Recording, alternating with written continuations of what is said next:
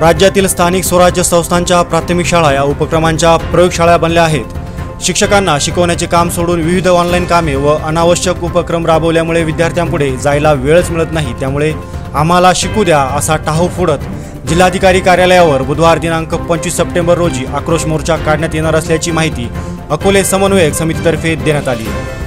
सततच्या अशैक्षणिक कामांच्या वाढत्या वारंवारतेमुळे शिक्षकांना शिकवण्यास पुरेसा वेळ मिळत नाही। ग्रामीण भागातील विद्यार्थ्यांपासून शिक्षकांना दूर लोटण्याचे धोरण सरकारने आखले आहे अशी शंका उपस्थित केली देखील जात आहे। दुर्गम भागातील कमी पटाच्या शाळा बंद करून तेथील विद्यार्थ्यांना शालेय प्रवाहातून बाहेर फेकण्याचे काम सरकार करत आहे। 20 पेक्षा कमी पटाच्या शाळेवर निवृत्त शिक्षक आणि कंत्राटी शिक्षकाची नेमणूक करून सरकार अप्रत्यक्षपणे पेटबिगारीचे धोरण राबवत असल्याचे यावेळी बोलण्यात आले।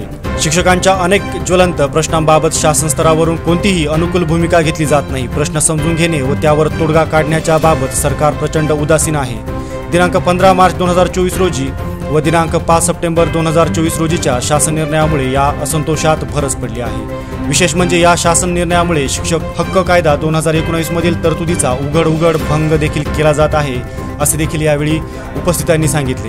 त्यामुळे राज्यातील प्राथमिक शिक्षकांपुढे तीव्र आंदोलन करण्याशिवाय पर्याय उरलेला नाही। राज्यातील सर्व जिल्ह्यातील स्थानिक स्वराज्य संस्थांमध्ये शिकवणारे प्राथमिक शिक्षक सामूहिक रजा घेऊन दिनांक 25 डिसेंबर 2024 रोजी जिल्हाधिकारी कार्यालयावर आक्रोश मोर्चा काढण्याचा इशारा अकोले तालुका समन्वयक समितीने दिला आहे। कंत्राटी शिक्षक भरती व 15 मार्च 2023चा संच मान्यता शासन आदेश रद्द करण्यात यावा अशी प्रमुख मागणी समन्वयक समितीने केली आहे।